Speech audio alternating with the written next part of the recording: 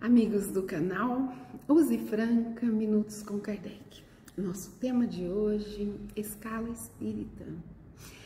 A partir da questão 100 de O Livro dos Espíritos e mais algumas, Kardec elabora um quadro onde podemos identificar a ordem, o grau de superioridade ou inferioridade dos espíritos, bem como o grau de confiança e estima que eles merecem. A escala espírita, a escala da evolução. É possível nos enquadrarmos, nos percebermos enquanto espíritos em evolução? Segundo Kardec, essa classificação não é absoluta.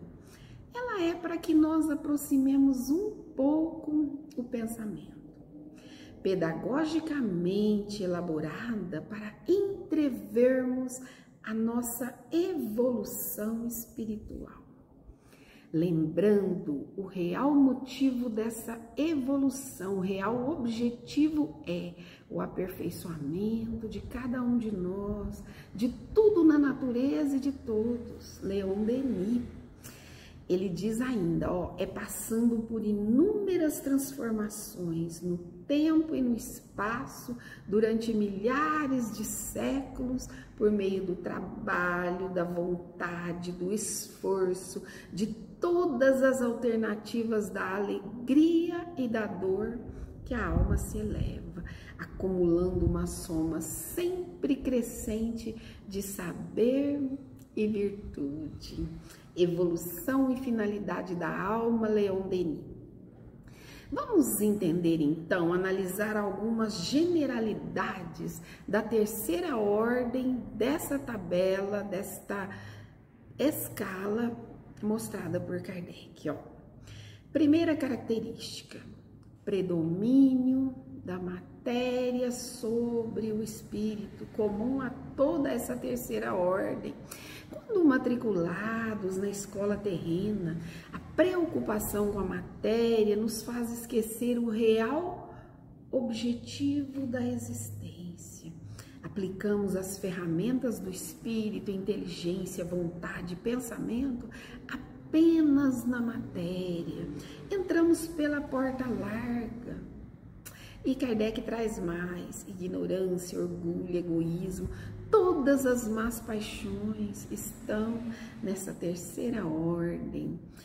Vamos conhecer melhor essas classes. Espíritos impuros, a 10ª classe, inclinados ao mal, fazem dele o objeto das suas preocupações. Dão conselhos pérfidos, sopram discórdia, desconfiança, se mascaram para enganar. Quando encarnados, segundo Kardec, são inclinados a todos os vícios. Os levianos, 9ª classe, ignorantes, maliciosos, irrefletidos, zombeteiros, metem-se em tudo e respondem a tudo sem se incomodarem com a verdade. 8ª classe, pseudo-sábios, dispõem de conhecimentos bastante amplos, porém creem saber mais do que realmente sabem. Tendo já realizado alguns progressos, possuem uma linguagem séria, iludem com preconceitos e ideias que nutriam na vida terrena. Os pseudo-sábios são ardilosos, manipulam, envolvem, alimentam a vaidade. Aqui nós lembramos Erasto, mas vale rejeitar 10 verdades do que admitir uma única mentira, uma única teoria falsa. A 7ª classe são os neutros, nem bastante bom para fazerem o bem, nem bastante maus para fazerem o mal. Seus pendores são tanto para o bem como para o mal. E aqui Kardec, na questão 642, diz: é preciso fazer o bem no limite de suas forças, porque cada um responderá por todo o mal que resulte do bem que não tiver feito.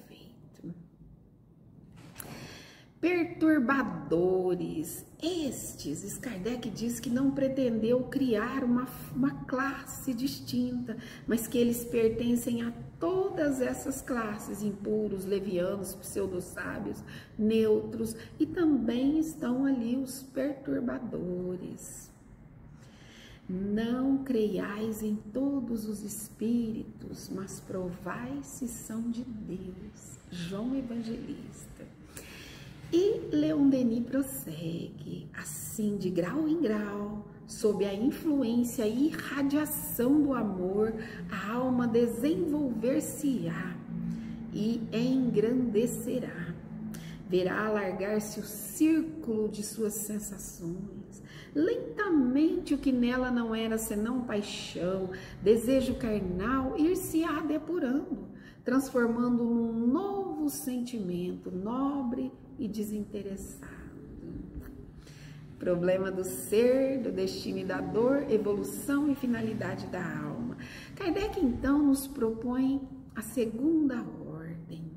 A generalidade deles é a bondade, comum a todas as classes da segunda ordem. Porém, uns se encaminham pela ciência, outros pela moral, outros pela benevolência, outros ainda pelo conhecimento. Vejamos, quinta classe, espíritos benevolentes. A bondade neles é a qualidade dominante. Apraz-lhes prestar serviço aos homens, protegê-los. Seus conhecimentos ainda limitados progrediram mais então no sentido moral que no sentido intelectual.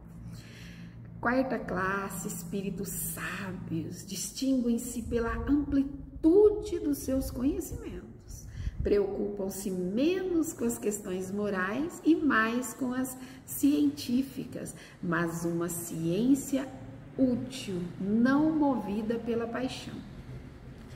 Terceira classe, espíritos de sabedoria, possuem qualidades morais de ordem mais elevada. Conhecimentos também ainda limitados, mas dotados de uma capacidade intelectual que lhes faculta um juízo reto sobre os homens e as coisas. E na segunda classe, os espíritos superiores reúnem ciência, sabedoria e bondade.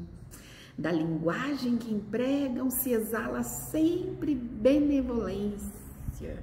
É uma linguagem invariavelmente digna, elevada, muitas vezes sublime. Kardec diz lá no Evangelho que seu objetivo é alcançar a classe dos espíritos puros, todos os sentimentos delicados e elevados da natureza humana se encontram engrandecidos e purificados. Um laço de amor e fraternidade une todos os homens. À medida que penetramos os segredos do amor puro, vamos conhecendo que ninguém pode ser realmente feliz sem fazer a felicidade alheia no caminho em que avança. Comentário de Emmanuel. E Leon Denis: há entre nós uma surda aspiração, uma íntima energia misteriosa que nos encaminha para as alturas, que nos faz tender para destinos cada vez mais elevados, que nos impele para o belo e para o bem. Evolução e finalidade da alma. E aí Kardec nos propõe a primeira classe, classe única. Percorreram todos os degraus da escala, despojaram-se de todas as impurezas, atingiram todas as somas de perfeições possível da criatura, não tem mais provas nem expiações, não estão sujeitos a reencarnações em corpos perecíveis, sua felicidade é inalterável. dirigem todos os espíritos que lhes são inferiores, determinam as suas missões, tá certo? Cada alma é, portanto, um sistema de força, um gerador de amor, cujo poder e ação aumenta com a elevação. Leon Denis. E aqui, então, Jesus aparece como ápice da evolução. Foco, adquirir suas virtudes, suas aquisições, suas características, modelo e guia, mestre, caminho, verdade e vida. E ele propõe amor sem fronteiras como lei universal. Dou-vos um mandamento novo, que vos ameis uns aos outros. Como eu vos amei, amai-vos também uns aos outros. Nisto reconhecerão que sois meus discípulos, se tiverdes amor uns pelos outros. Luz do mundo. Ouvi dizer que precisamos saber quem é Jesus. Ouvi contar por entre as ondas do mar histórias de pescadores, homens tão sonhadores, que um certo homem de olhar sereno lançava ao mundo um novo sentimento. Quando falava, fazia brilhar seus olhos azuis. Quem é Jesus? Como não saber se ele é o pão da vida? Como não saber se ele é o sal da terra? Como disfarçar diante do seu olhar profundo? Como se ele é a luz do mundo? Minutos com Kardec, canal Use Franca. Inscrevam-se, a gente volta.